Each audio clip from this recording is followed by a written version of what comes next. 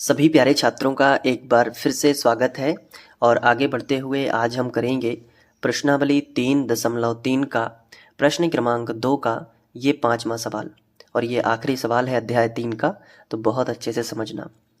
इसमें दिया गया है कि किराए पर पुस्तकें देने वाले किसी पुस्तकालय का प्रथम 3 दिनों का एक नियत किराया है और उसके बाद प्रत्येक दिन का अलग किराया है।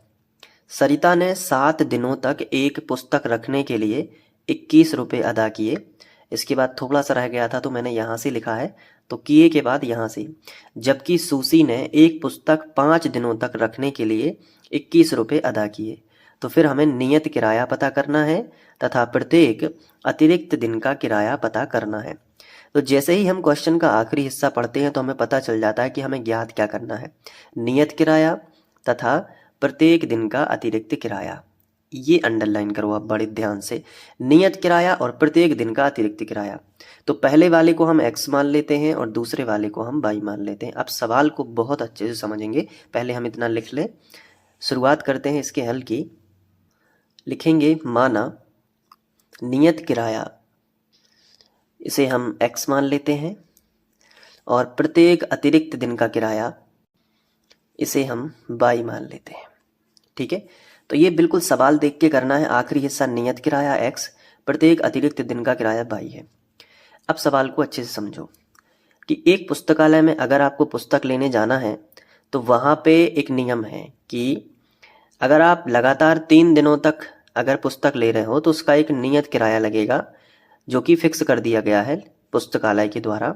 उसके बाद जितने दिन आगे बढ़ोगे उतने बाई किराया लगता जाएगा। जैसे ये देखो, ये पहला दिन, फिर ये दूसरा दिन, फिर ये तीसरा दिन। तो इन 3 दिनों में तो आपको नियत किराया x लगेगा, लेकिन उसके बाद आप जितने दिन आगे और किताब को रखोगे अपने पास तो उतने दिन के हिसाब से आपको, देखो लिखा है ना कि प्रत्येक अतिरिक्त दिन का किराया y लगेगा। तो एक दिन का 1 y हो जाएगा। आपने 2 दिन लेट कर दिया तो 2 y हो जाएगा, 1 y और जुड़ जाएगा तो टोटल 2 y हो जाएगा। इसी तरीके से 3 दिनों तक का तो किराया x लगेगा, लेकिन उसके बाद जितने एक्स्ट्रा दिन होंगे उतने बाई जुड़ते जाएंगे। तो जैसे यहाँ पे एक व्यक्ति है, एक यहाँ पे लड़की है सरिता। सरिता ने 7 दिनों तक पुस्तक रखी।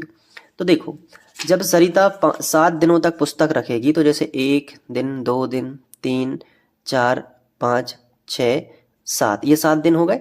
तो पुस्तकालय कहता है कि देखो 1 दिन, 2 दिन और 3 दिन, 3 दिनों का तो उसे x किराया लगेगा। 3 दिनों का जो नियत किराया था ना कि प्रथम 3 दिन का, वो तो x लगेगा।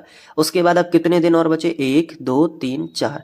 तो 4 दिन जो एक्स्ट्रा उसने लिया है उसका 4 बाई लग जाएगा, क्योंकि प्रत्येक अतिरिक्त दिन का जो किराया है वो बाई है।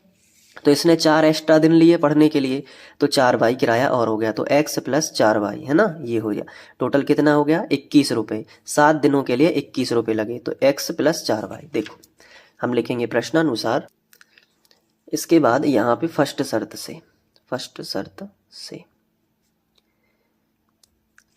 देखो, सरिता ने 7 दिनों तक पुस्तक रखी तो 21 रुपये लगे। तो 7 दिनों तक, तो देखो 3 दिन तो ये हो गए x, बचे कितने, 7 दिन में से 3 दिन निकल गए, 4 दिन बचे, तो 4 बाई कर देना और बराबर कितना कर देना, 21 रुपये।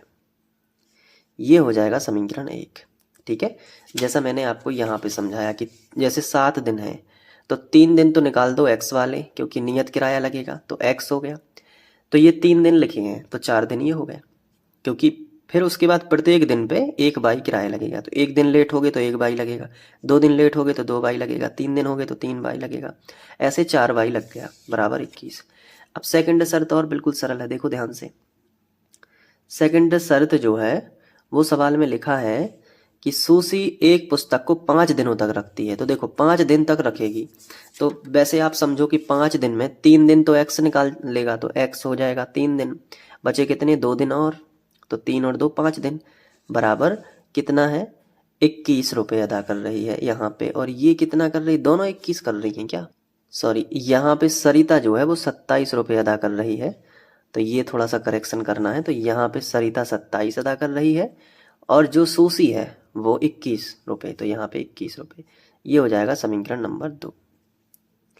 अब दोनों समीकरणों को विलोपन विधि से हल करेंगे, तो हेडिंग डालेंगे विलोपन विधि। अब दोनों समीकरणों को हम लिख लेते हैं। ये देखिए, ये है अपना समीकरण 1 और ये है समीकरण 2। अब दोनों को लिख लिया। अब देखो इसमें x जो है वो समान है, दिख रहा है ना।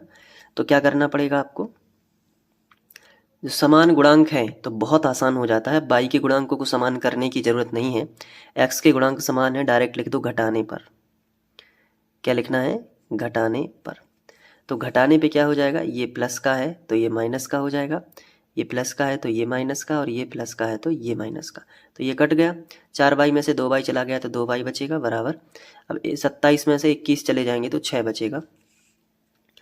तो y बराबर हो जाएगा 6/2, तो 2 तिया 6, 3 बार कट जाएगा। तो y बराबर कितना हो जाएगा, 3। अब जो भी y का मान आता है वो समीकरण 1 में रखेंगे। तो यहाँ पे हम लिख सकते हैं कि y का मान कहाँ रखने पर, समीकरण 1 में रखने पर। ठीक है, तो y का मान यहाँ रखेंगे तो x ज्यों का त्यों +4, y की जगह पे 3, यहाँ देखो y की जगह पे 3 बराबर 27। अब देखो गुणा होगा तो x + 4 तिया 12 बराबर 27। ये प्लस का 12 इस तरफ लेके आ जाओ, x बराबर 27 - 12। तो x बराबर घटा दो तो 7 में से 2 जाएंगे तो 5 बचेंगे, 7 में से 2 जाएंगे कितने बचेंगे, 5, 2 में से 1 जाएगा तो 1, 15 आ गया। x का मान 15, y का मान 3। तो जो हमने माना था, या आप यहाँ पे देख सकते हो, नियत किराया और प्रत्येक अतिरिक्त दिन का किराया।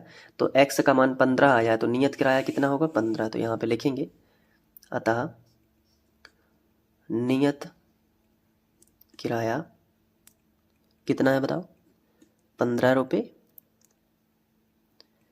और प्रत्येक अतिरिक्त दिन का किराया, प्रत्येक अतिरिक्त दिन का किराया कितना है, देखो ये 3 है ना, y माना था तो 3 रुपये। इस तरीके से आंसर आ जाएगा। अब इसको अच्छे से नोट कर लेना, ठीक है। ये देखो यहाँ से नोट करना, इसके बाद ये, फिर यहाँ पे ये, ठीक है। तो इस तरीके से अध्याय 3 समाप्त होता है।